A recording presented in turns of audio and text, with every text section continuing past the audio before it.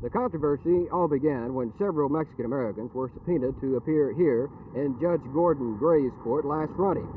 They were called to support the contention by attorneys Joe Shannon and Joe Shannon Sr. that Mexican Americans have been discriminated against in the selection of Tarrant County Grand Juries. Attorneys Shannon Jr. and Sr. attempted to have charges of murder against their two clients handed down by the grand jury quashed because of the alleged discrimination. The motion to quash was denied by Judge Gray. In the courtroom, there was some apprehension about possible trouble as extra police officers were on duty about the room. A spokeswoman for the Mexican-American Concerned Citizens Group, Mrs. Rachel Ramirez Johnson, said yesterday the Mexican-American community was shocked to learn that the entire police department was alerted to possible trouble in the court. Attorney Joe Shannon Jr. was asked today about the chances of only 5 persons with Mexican-American surnames serving on the grand jury on a supposedly random selection basis. Well, according to the testimony in the hearing we had the other day, the chances of as few as 6 or 5 showing up on grand juries out of the last 23 years, which is some 1,104 grand jurors, the chances are something less than 1 out of 100,000, according to the statistician that testified. Do you believe this shows discrimination? Well, I think it tends to be some evidence of it, yes. And I think especially since the fact that the chances of no persons with Spanish surnames showing up as jury commissioners in Tarrant County out of some 355 that we've had in the last 22 years, the chances being something like 2 out of 1,000,000. In an effort to get both sides of the story, Channel 8 News contacted Judge Gordon Gray. He refused to be interviewed. Jim Green, Channel 8 News on the Move, Fort Worth.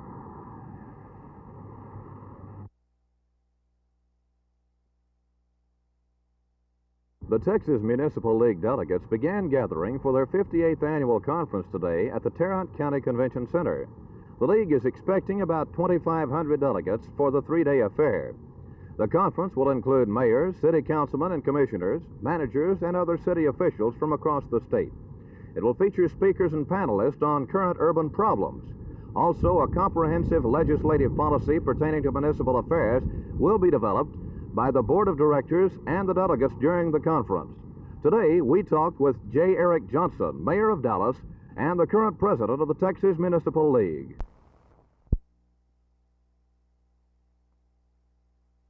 The term open house is the key phrase not only today, the beginning of American Education Week, but every day during this education era.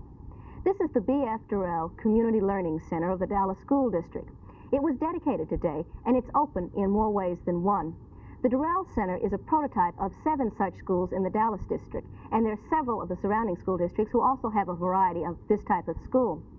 An open school such as this has no regular auditorium or formal meeting hall, so dedication ceremonies this afternoon were held in the Center Learning Center section.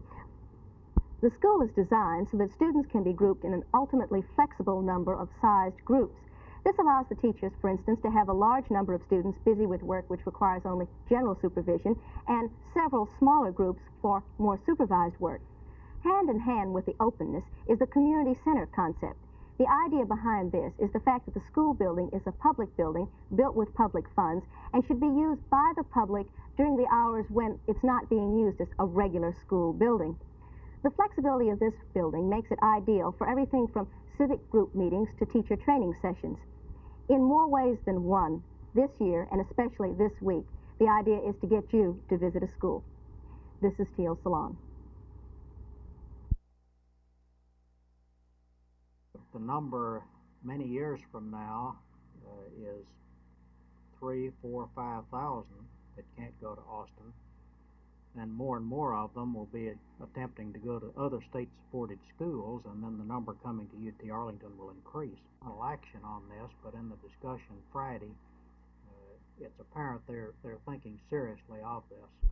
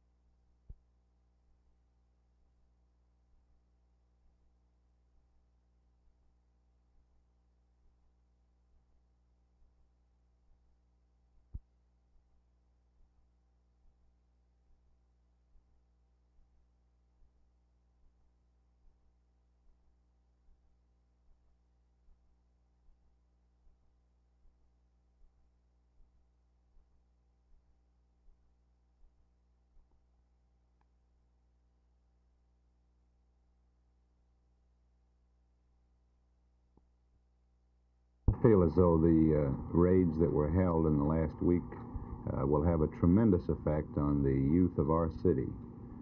I think that it has a two-pronged effect. First of all, that it's going to eliminate some of the sources of the drugs that our teenagers are being able to find. And secondly, I feel as though this is going to be a deterrent factor in a child first starting the use of drugs. Mr. Reid, is there a chance that a student who is a user of drugs, is there a chance that he will either be impressed or scared enough by this news story tonight to stop? I would certainly hope so. I think that this might help to build the respect for the Dallas Police Department that they are deserving of.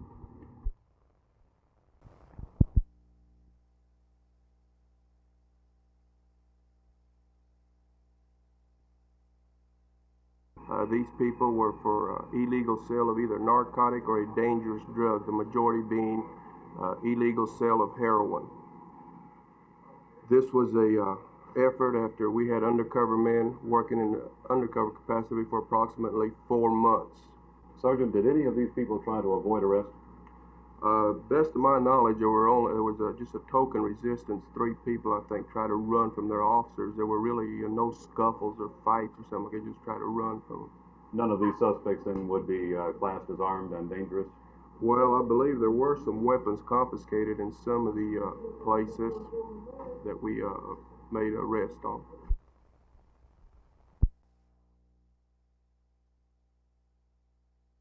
I don't know, but I would certainly think that any child, before taking a step such as committing a felony, which could possibly put this child behind bars, would certainly think twice before entering into drug abuse in this manner. What is the Dallas Independent School District's feelings regarding the Dallas Police Department right now and the action they are taking? We are tremendously impressed with the whole total effect of the Dallas Police Department. We have never asked for help from them when we have been refused. Their cooperation has been tremendous throughout the entire drug abuse program as well as other programs. Would you care to speculate on the frequency of drug usage in the Dallas Independent School District and others in the area? I think drug abuse in Dallas is far less than the major areas or large cities throughout the country. However, we definitely do have a problem, and it has increased. But I think things like this typical raid, will have a slowing down effect.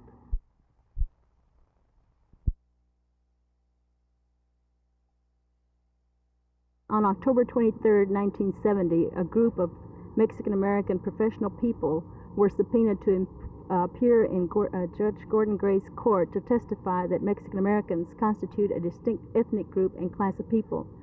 It was quite a shock this morning for us to read in the Star-Telegram that the district attorney's office and the police department thought that our appearance in court, where United States citizens were complying with judiciary procedures and testifying, the police department felt that we were going to cause trouble or something, and the entire police department was alerted to be downtown on the alert for trouble.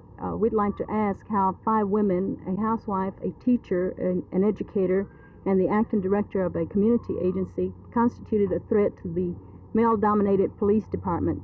We feel they might have been better employed in the normal pursuit of their duties, keeping law and order and protecting all citizens equally, instead of using harassment tactics against a group of people who were merely fulfilling their civic duties.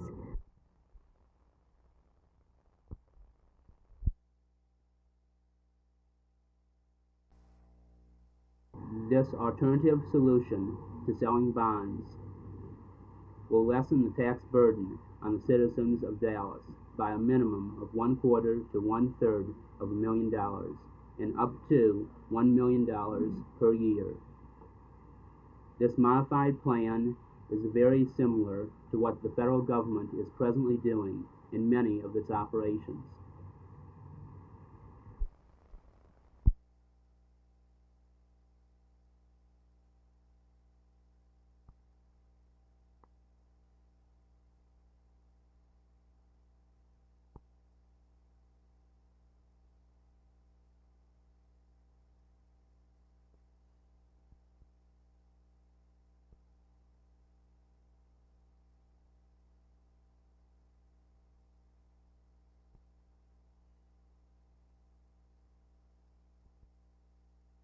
Mr. Swabb, how do you propose to save the citizens of Dallas $1/3 to $1/2 million on the new city hall?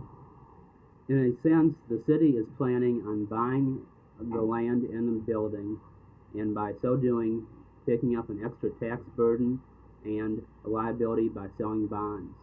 The extra cost is much greater than would be the cost if the city had someone else buy the building and construct it, and then release it back to the city at a cheaper interest rate.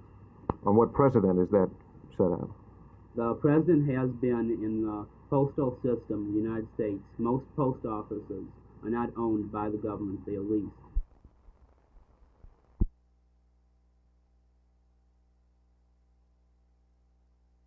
Well, Amendment 3 to the Texas Constitution would direct the legislature to arrive at a uniform method for taxing agricultural land based on the capability of that land to produce income. Well, at a time when our school districts and municipalities are hard-pressed for new sources of revenue, how can we afford to drop the tax structure on open land? Well, there are many arguments, of course, put forth for reducing the tax on farmland, the principal one being that under the present conditions, a great many small farmers are being forced to sell to large farmers, and this, according to some of our economic people, think would result in higher food prices, and it would certainly reduce the competitive situation in farming. And then there are other reasons, such as the aesthetic reasons of greenbelt areas around cities.